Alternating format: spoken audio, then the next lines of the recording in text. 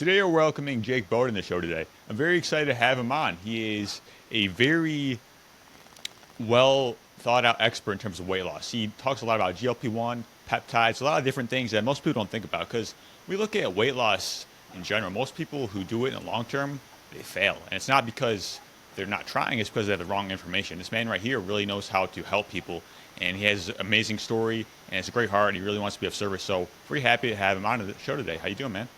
Pretty good. How about yourself? I'm doing great. Yeah, I'm Awesome. very interested to hear your story and how you got into weight loss, health, and wellness. How you're helping people today. Yeah, no, it's definitely a venture I never expected to get into. For the most part, I mean, I always had a pull towards like health in general. Going through college, was going to do biomed. Ended up really falling into social work and psychology, and really understanding people and working with people. And obviously, our biggest things in life is our everyday stressors and seeing that impact on everyone. So I was going through there and started actually really connecting and thought about doing therapy and counseling. Life kind of took a turn. I ended up getting a job at the Center of Medicare and Medicaid Services out in Maryland, and working there for a little bit, which is actually where I got really big into health, fitness, weight loss. Had nothing else to do, no one that I knew, so I was just at the gym all the time, talking to a lot of people. Obviously, I was around a lot of healthcare professionals. Only there for a little over a year. Came back because of some family issues with my father. Got into basically a group of friends that were already in the medical weight loss space, peptide space, hormone therapy space, and really kind of just opened my eyes to what traditional healthcare really doesn't provide, or at least doesn't, show, obviously, when we go and deal with health insurance and things like that. So I started going to a lot of different seminars, meeting a lot of different doctors who were just a lot more forward thinking in terms of, it's not being pitched held to medications that a lot of times are just band-aids. They're not really fixing problems. They're just, oh, take this. If you have a side effect, come back and take this. So for me, it was cool to see, doctors be so open-minded when it comes to, especially, in the fitness realm. Because again, that's where I really was at that point in time. And obviously, anyone I was dealing with, a lot of them were obviously either trying to build muscle or a lot of them were trying to lose weight. Obviously, like you said, a lot of people fail when they're trying to lose weight, especially long term. And again, to it, everyone's different, right? And we always try to, like, especially with us at Elio, is understand everyone is different. They have different needs. They have different, reactions to things, and, everything needs to be a custom per patient type of aspect. But it got me really into helping people. And when people started telling me, not that, oh, you just helped me lose weight, but what came from that was, you saved my marriage. You helped me get off my antidepressants. You helped me basically stop from kicking the chair at one point. Like, there's a lot of cool things and impactful, aspects of losing weight, peptide therapy, like just giving someone to be happy with themselves and how they feel, on a day-to-day basis, especially when they look in the mirror, that it really just drove that point home for me, and, just honestly became a career out of it. So getting around other people that just like helping people to help people is very rare, and I'm very blessed to be in that point. So, yeah. Awesome, man. Thank you for sharing that. So it sounds like you kind of got a lot of ideas out with people. You kind of like a lot of like discussions that are round, like kind of like a round table, like I have in our mind, like kind of like sharing ideas, trying to get different perspectives. So I think that's great. Yeah, no, absolutely. And again, my biggest thing, I mean, I have a bunch of tattoos, and one of them is, being open to people's other perspectives, because I'm not going to say I'm always right, because I learn things every single day. And, at least someone might be telling me something that might just be factually wrong, but at least I can understand where they're coming from, and I can see kind of just even where they are mentally to help try to navigate them in a way that helps them long term. Again, I could always be the one that's wrong too and pick up something like obviously good information. So I really like conversing with a lot of different people, because like I said, different perspectives is how you grow. So yeah. I love that, man. It's like just being open-minded is key, and it's like the ability to learn and being curious. Because like a lot of times when we hear things we don't like, it's like it's kind of it we kind of block it out in a sense, right? But having this open-minded things, I think that's what we need more in the health and wellness space. So I'm kind of glad they brought that up. Yeah, and I think it's a big, anything you take negatively, like, you don't maybe you disagree with or whatever. Like so many people put up a wall so quick and they just stop listening at that point. I mean, that goes, I mean, any topic at this point in time in life, but especially health, and especially when we get into the medical professional world of doctors. And I know I have a lot of stories between actual doctors themselves or patients that they've spoken with doctors, and it's that hierarchy of, oh, I have a degree in this, so I know more than you. It's like, okay, I understand to what you're coming at me with, but listen to what we're saying, and getting them to have that open-mindedness is hard, but it's really cool when it finally clicks for a lot of people, just because you see it in their face, like, oh. But it's nice because, like I said, when you can get more information and give information, I think that's the best form of currency when it comes to everyday life. Yeah, So and yeah. you also said like you really it kind of lit you up in a sense when you saw people get well, because it's not something you typically see in medical industry. Even though, I mean, they're great, they have their place and things like that, but people aren't necessarily healing, right? And it kind of lit the spark for you, sounds like. Yeah, absolutely. And coming from a family that has a lot of health problems between cancer, diabetes, heart issues, and a lot of it is from lack of self care, right? My family is very, very blue collar in terms of they work nonstop. When something breaks, they just keep going because who else is going to go to work? At the end of the day, so being able to see that and like with my family to also help give back like what I've learned and things that I can help, especially my nieces and nephews, all that kind of stuff, kind of growing up and just get them in a more mindset of your health is your wellness, right? Like you only get one body, you're only here for one time, so make it count, right? Like especially we're taught as we get older, your body breaks down, you start feeling like crap essentially, and you're supposed to be okay with it. So if you don't have to, why would you, right? Like so that's my biggest thing, is showing people there is another way, and it might not always be the most popular way in terms of you hear everyone else, and a lot of times I hear it's people get into, again, we go back to the medical weight loss, those GLP-1 medications, and so a lot of people still push back on it. They're like, oh, it's cheating. It's, you go on Google and, you can die just from one shot. It's like, what are you talking about? Like, when you're going about different aspects, a lot of people don't like to see other people succeed if they're not succeeding themselves.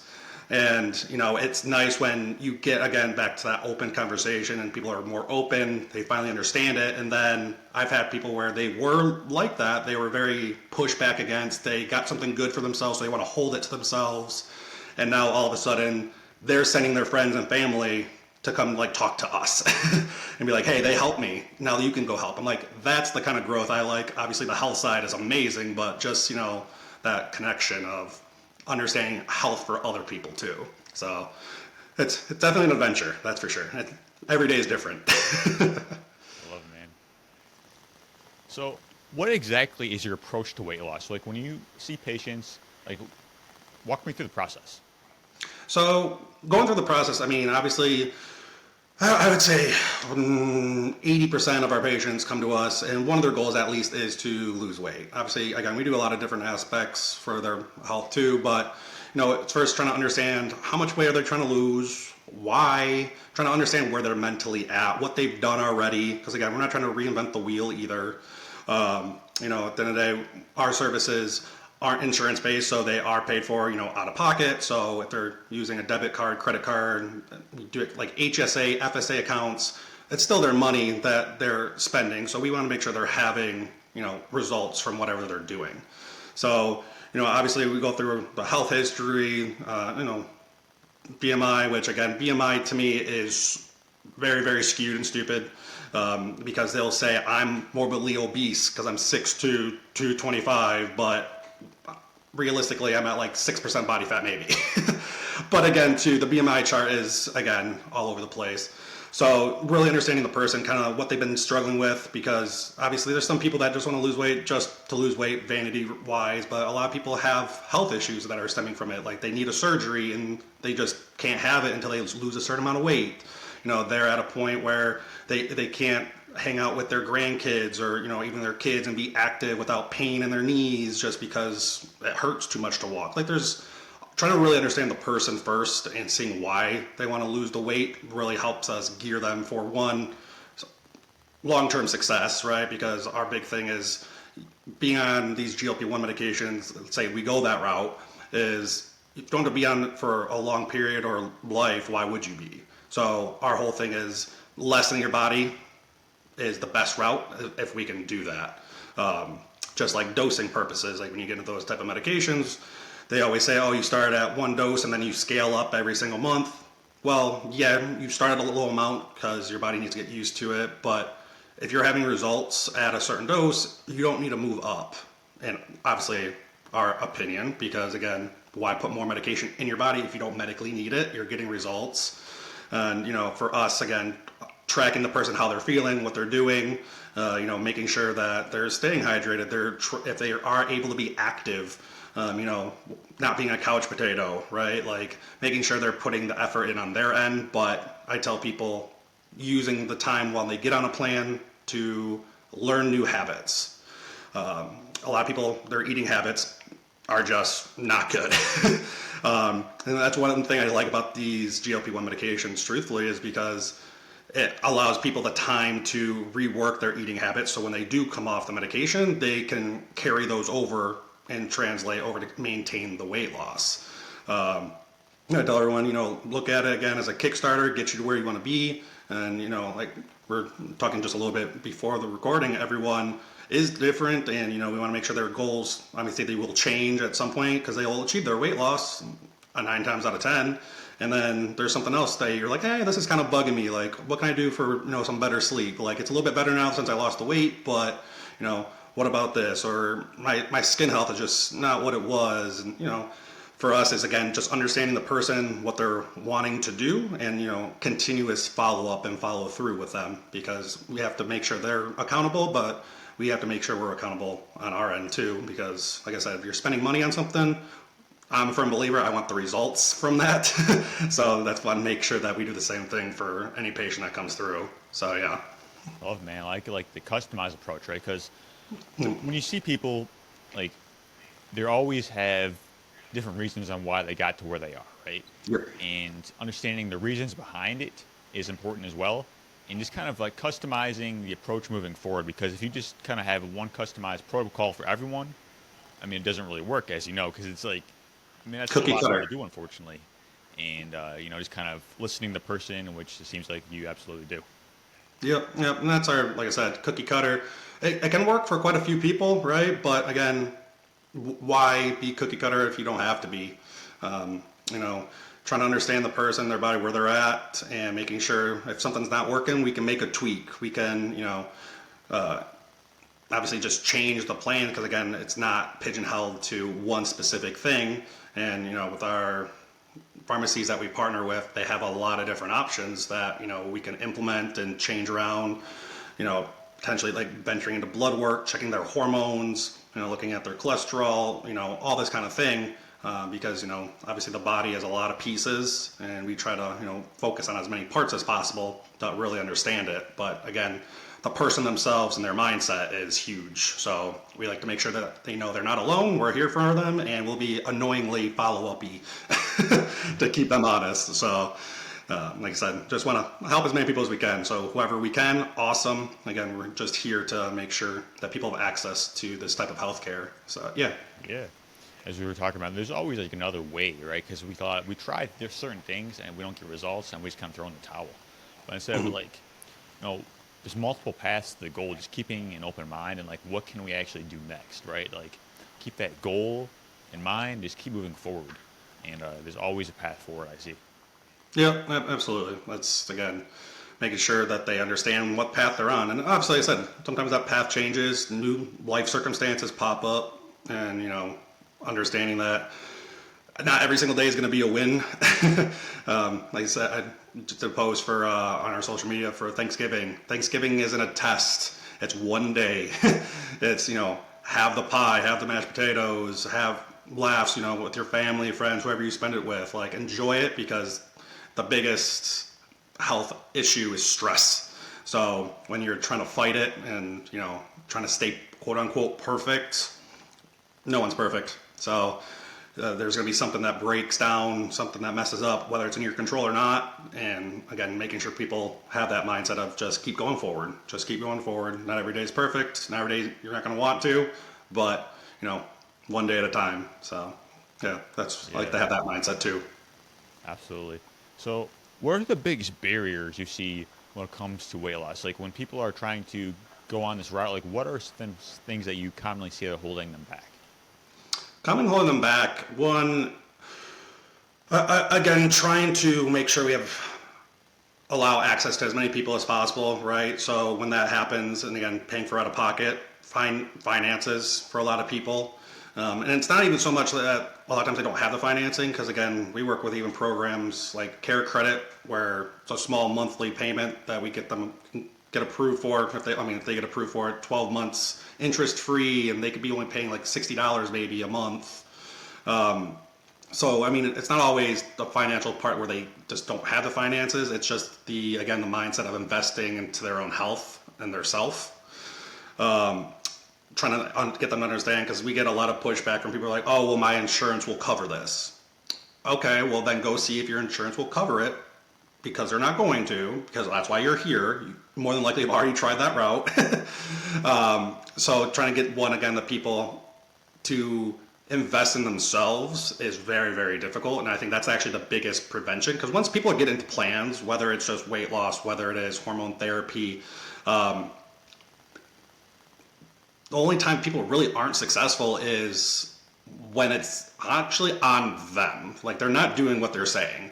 I've had it to where one of my really good friends, one of their friends adjacent was on a plan, and they kept telling me, like, their friend kept telling me they were not getting results, they weren't doing this, and I'm getting other information from my friend that's closer to them that they're not actually taking the medication correctly. They're missing a bunch of dosing, they're not using the right amount on the syringe. Like, even though they're telling me to my face that, oh, I'm doing X, Y, and Z, when really they're not even close to A, B, or C. So that's a big thing too, is the actual personal accountability. I've noticed with some people is whether, again, something in life comes and gets in their way, so they miss something, mess something up, whatever. Again, it's not like it's end of the world, but it's just, again, having that accountability to follow through. Again, we've had people come to us, be reaching out, trying to ask them how everything's going great. And then 3 months later, they're like, oh, it did nothing for me. What do you mean it did nothing? We've been talking the last 3 months, and you've been saying you're hitting these milestones, everything's going great. Now all of a sudden you're saying it stopped working.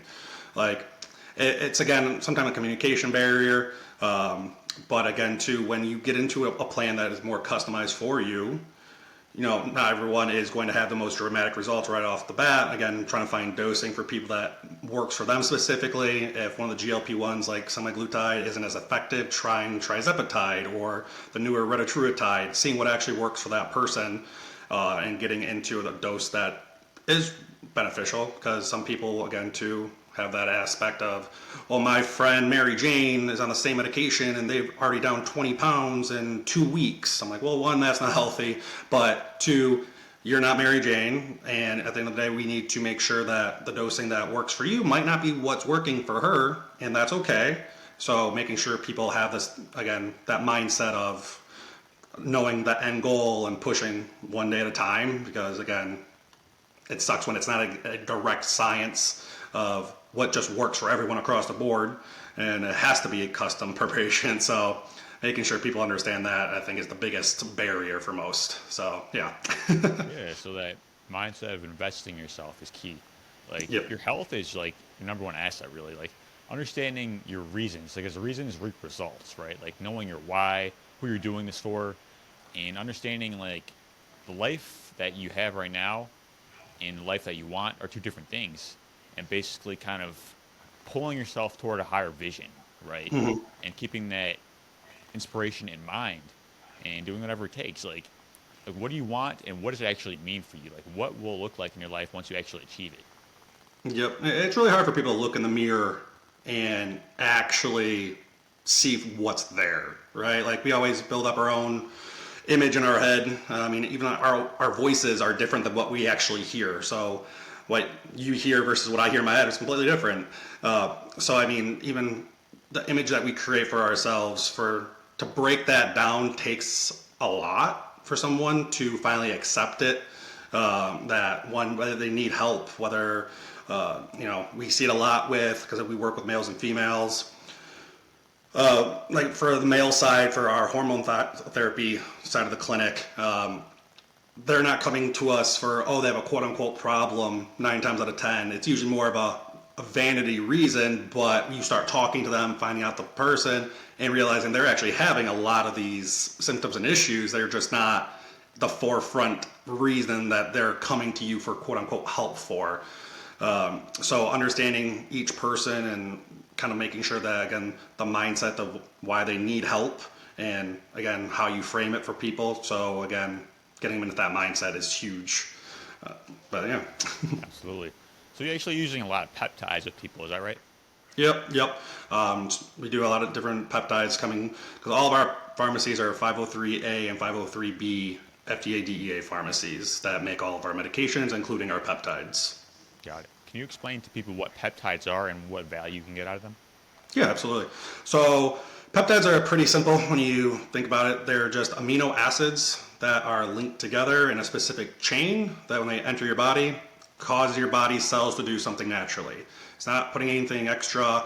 Again, it's as natural as you can get when it comes to a prescription medication, because there's different ones that heal and reduce inflammation, heal ligaments and joints, ones that increase your own natural growth hormone, rebuild mitochondria, ends of your DNA, your telomeres. There's a lot of different things. There's even peptides that make you tan, but there's really cool benefits to them because, again, they're amino acids, so anyone can take them.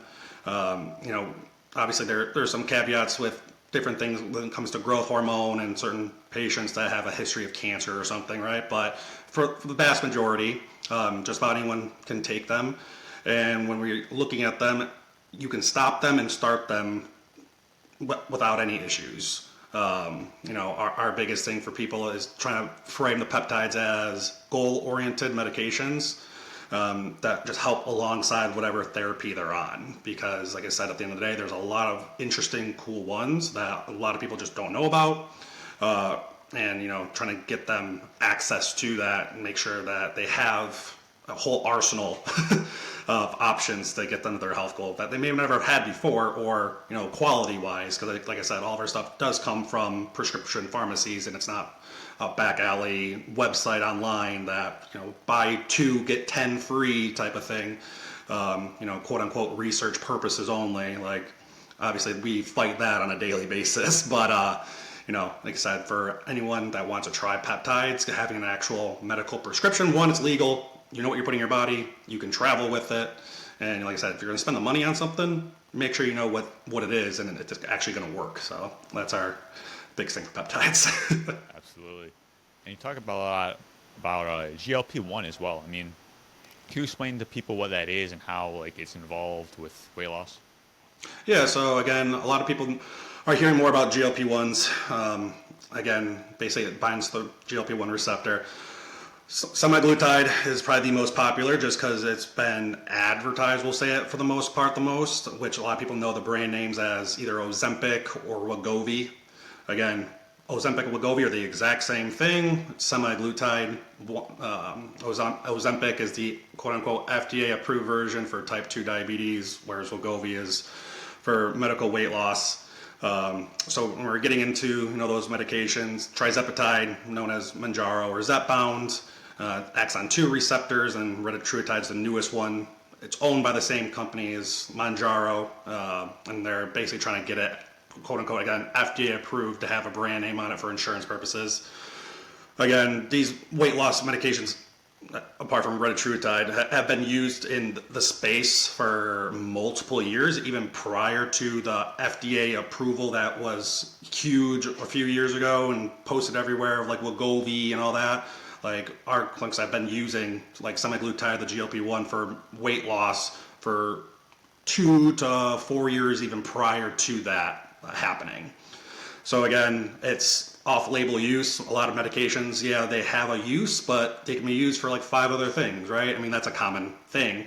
So again, with these medications helping to blunt your hunger, you're not having cravings, slows down your digestion so you feel fuller longer, helps blood pressure, helps bad cholesterol, helps blood sugar. Our biggest thing, like I said, is using that time to learn new eating habits, because when you're not having those cravings you normally would, and you're not needing to eat as much because again your digestion slow down, that's where these GLP-1s I believe are the most effective to help people learn those habits. Because yes, obviously helps put your body more of a fat burn state instead of store state, all that kind of stuff, and the list of health benefits for them. But I always, maybe it's the psychology degree in me and all that kind of stuff, but going back to the mind for people is, again, when they know they're not having those cravings and consciously working to make new eating habits, again, that sets them up for a long-term success when it comes off, a program. So that's why I personally like them the most, is because, again, it helps people long-term if they do it correctly and listen. Makes sense, man. Back to peptides, like, I understand there's a lot of, like, unfortunate FDA regulations that are coming along with that. Like, you want to explain that a little bit? Yeah, so there's a huge, amount of peptides, right? There's technically like over 3,000, but only 50 at most are being compounded and made by certain pharmacies. When we get into the peptide realm, again, you get back into the FDA, big pharma. Obviously, there could be a whole conversation on how the big pharma is just a business at the end of the day and how they handle things.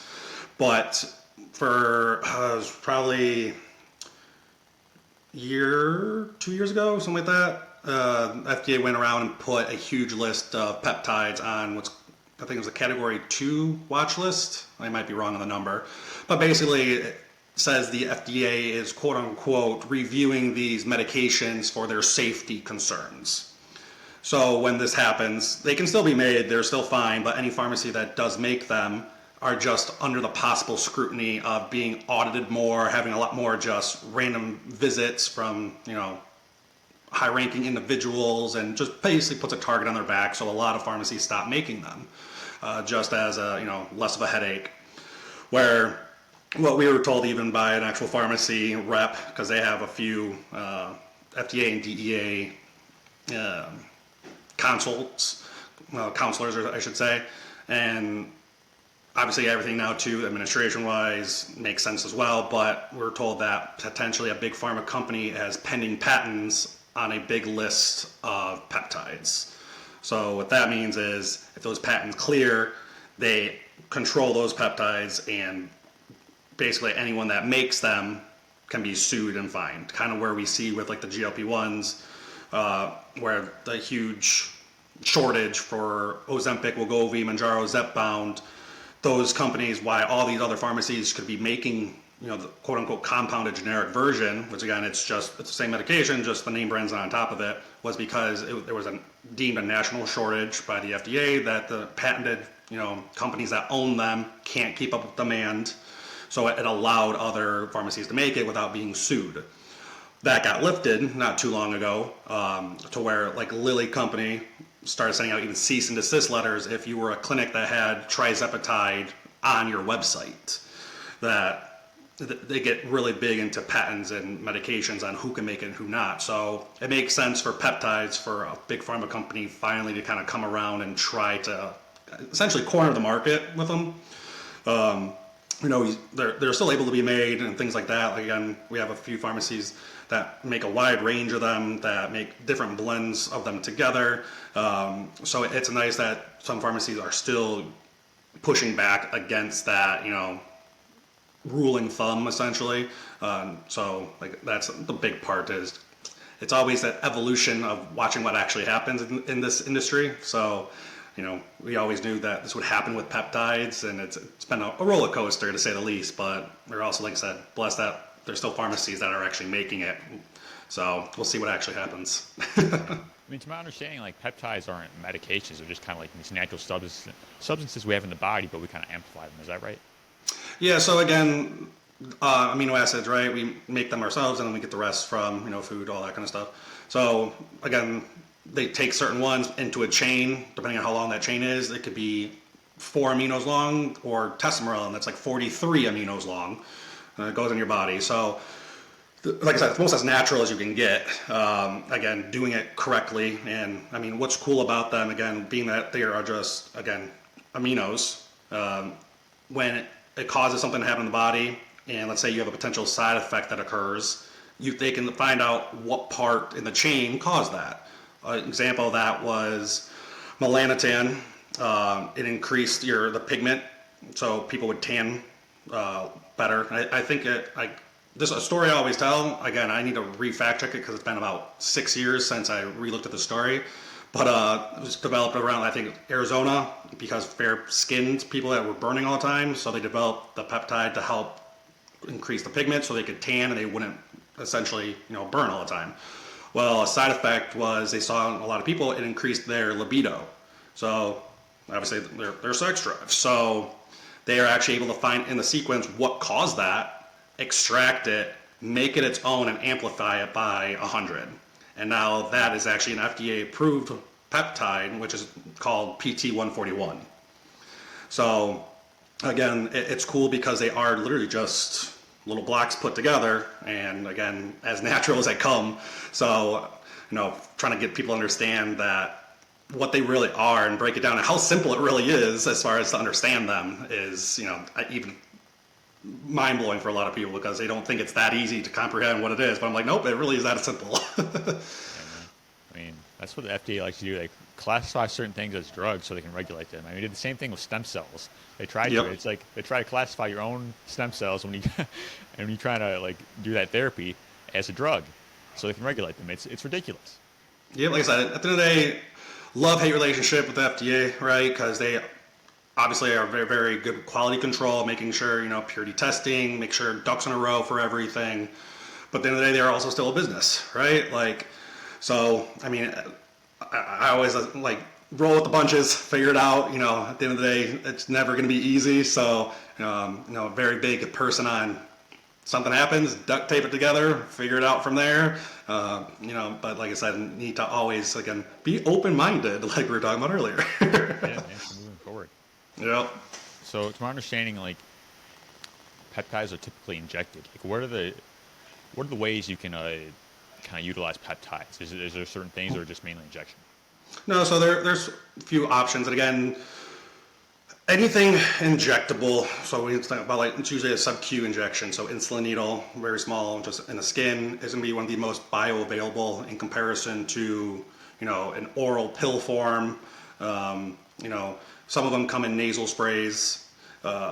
Just again, the bioavailability, once it gets into the bloodstream to actually be used, because when you take anything orally and gets broken down by, gut, stomach, all that kind of stuff. And depending on the peptide, and we're talking about, again, their chains, so there's a certain amount of blocks put together that when you have a nasal spray version, it has to be a short enough chain to pass the brain-blood barrier, right, to actually get in to work. So there's some that come just complete injection. There's no other form to take.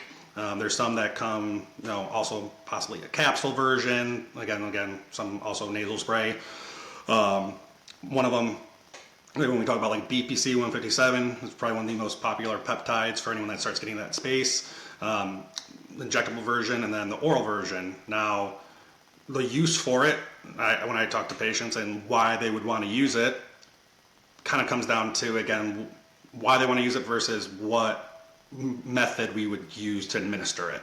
If it's injection or a capsule. If they're looking more towards gut health, gut inflammation, well, using the actual oral version, it's going to get the medication closer to the affected area, we'll call it.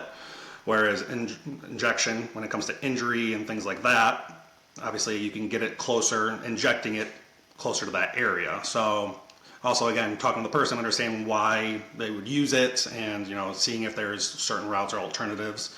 Some people are just 100% against doing any type of injection. So, sometimes that does limit, the access on what they can do, right? But again, we never force anything on anyone. We just want to make sure people are comfortable taking what they're taking. Again, they have the access, but we're never going to force it on anyone. So sometimes it's just pigeonholed to injections. Again, kind of just depends on what the actual peptide is. 100%, man. I'm understanding you have to be mindful of your sourcing because, as you mentioned, like there's a lot of research companies that aren't really regulated, but there are certain great companies that are. So, you want to talk about it a little bit? Yeah, yeah. So, actually there's a post going on our social media today about this. I actually filmed the video because I was getting super annoyed about a constant conversation I was having with people. Um, Anytime a peptide that you can 100% go online, look it up, and find a site for them, they will always say for research purposes only or not human consumption. Those are in no way FDA regulated. They can always say, oh, it's third party tested, it's 99.9% pure. There's no fact checking on it. Anyone can make any data at this point in time, right? Especially now when we get into AI, that's just crazy. But obviously, documentation purposes, there's no one they have to adhere to. Because a lot of times too, these underground, we'll call them peptide sites, sometimes they don't even have a normal card processor. You have to send the money in a weird way.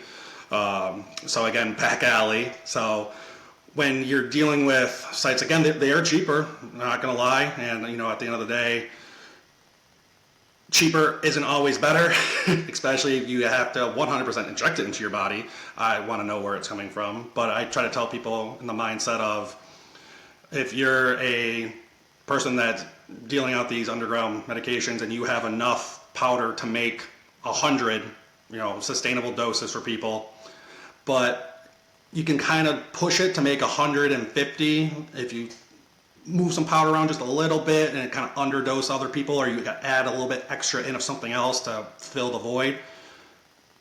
I hate to say people in this world are shady, and they would do that to make extra money if needed, right? So even if they have the purest intentions and they are doing everything by the book, where they're sourcing it, who knows where it's actually coming from, or if they're even being lied to. So my biggest thing is, yeah, you can save a few bucks, but you can potentially have a lot more health risks. And at the end of the day, never saying like it won't work using that type of stuff, because you know what, like I said, blind nuts get a squirrel once in a while, and that's fine, it's great.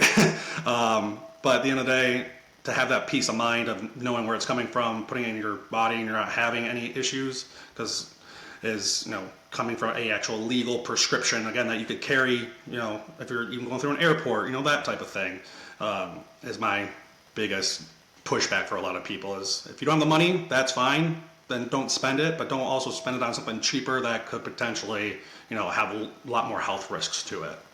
I've had patients come in, stories where we start talking about peptides and then they push back really fast. They're like, no, I've had peptides before from XYZ site and I went into anaphylactic shock. I'm like, that shouldn't be a thing. Because like I said, we're talking amino acids, that's what they are. So unless there's something else mixed into it that you were allergic to, then there should be no issue. And truthfully, I've had probably 5 of those stories in the last 3 years. Again, this type of medication and field is growing in popularity, especially with social media. So more people are experimenting with them and getting them from certain things. But for me, peace of mind, I've treated my body like an amusement park for a while, and like I said, not perfect in any way, and I can take from personal experience with a lot of things, and I'll tell people. So if you can do it at a peace of mind, knowing when it's legal, you can travel with it. If you get caught with it, you're good. Like, there's a lot of drawbacks to doing something the cheap route. We'll just kind of leave it at that. Awesome, man. So, what's your approach to nutrition with people when you see people and kind of walk them through that process? Yeah, so in no way a nutritionist or dietitian. Personally, we do have one on staff for people to talk to if needed. But I do have a lot of experience when it comes to, especially the bodybuilding world, competing, getting into understanding macronutrition, and trying to kind of gauge where people are, what they're already doing. My biggest advice to a lot of people is, if you don't track your food, that's fine. Most people don't, right? Doing a app like MyFitnessPal, where it's free, you can log your food. I tell them, log your food, what you normally would eat and drink for 2 weeks. See what you're at. Let's kind of figure it out from there. Let's see mainly your carbs, your fats, your proteins. A lot of people vastly undershoot protein, and when it comes to weight loss, a lot of people have that, oh, well, I want to lose weight, but I don't want to lose muscle. Whether they have it or not, obviously people always want that quote-unquote tone look, which, again, is just being lean.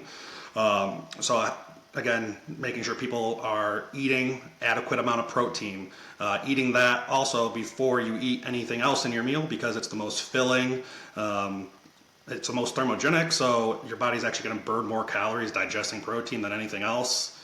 And obviously it's going to help prevent muscle wasting for a lot of people that are trying to lose weight, because your body, for the most part, doesn't obviously differentiate where it's pulling its energy from. So it's stored fat, but then it will start breaking down muscle, so more protein. Getting into, again, water, hydration, how important that is, and sleep, just on top of, obviously, the nutrition side. It's, again, trying to rewire people's brains, especially in the GLP-1s, like I said, into those new habits, and they can actually be conscious of what they're eating and, creating that game plan, because they're not having those cravings. And, again, letting people know you're only human, and, again, we are only here once, so you should also enjoy it. So, needing people to, again, understand that constant stressing over your food, your workout plan, your regimen, really at one point will be detrimental. It'll take over and get you to a spot that all of a sudden your friends aren't hanging out with you as much. Your family is always weird if you do come around, because, oh, you can't eat anything with us anyway. You don't want to do that. So trying to make sure people understand that balance as well, is learn those new eating habits. Again, you're only human. You can indulge here and there, but moderation, smart eating. My biggest philosophy, again, for people is making sure they understand we're here for a short time, so make it a good time. Same. So the only way to do that is also being healthy. So, but yeah. Yeah, man. I mean, like, when it comes to nutrition, it's more so about how food has a hormonal impact on your body, right? Everything that you're eating is impacting your hormones on a deep level, right? Yep. And that's what people don't think about. Because when we're eating these, ultra processed food, it's like having this deranged impact on our hormones, and we're not actually getting the results that we want. We start to shift to real food, and we kind of like balance our hormones. That's where weight loss takes place in my mind. Yeah. Added preservatives. All these fake sugars. A lot of carb sources that are in things. At the end of the day, trying to get people to understand that what you're putting in your body is going to fuel it and affect everything. So again, especially hormones. So we're seeing even, guys coming in getting their hormones tested, that guys 18 to 30 are having naturally lower testosterone than some of our male patients that are coming in their 50s to 60s, just naturally.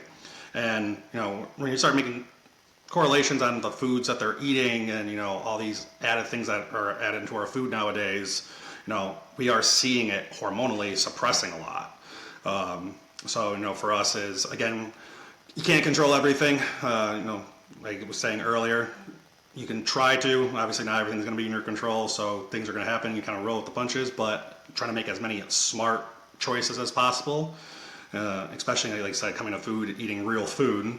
Because again, I get people, oh, well, can I just increase my protein, but can I just use these meal replacement shakes? Can I just use this protein powder? I'm like, that should be your last go-to. Yes, you can, but eat real food first. Try to get real food in. But, like, that is the biggest thing. Like, anything type of powder, any replacement, like, some of them are very, very good and claim for a lot of things, but it's still not the same as just real food, right? So trying to get people to understand what they're putting into their body really will dictate a lot as well. Absolutely.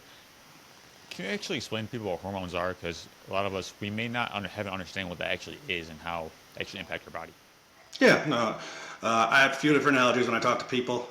So when you look at hormones, it's literally the foundation of your house, right? And when I tell people they're having some type of issue, that you want to check your foundation before you put an addition on your house, especially when it comes to weight loss.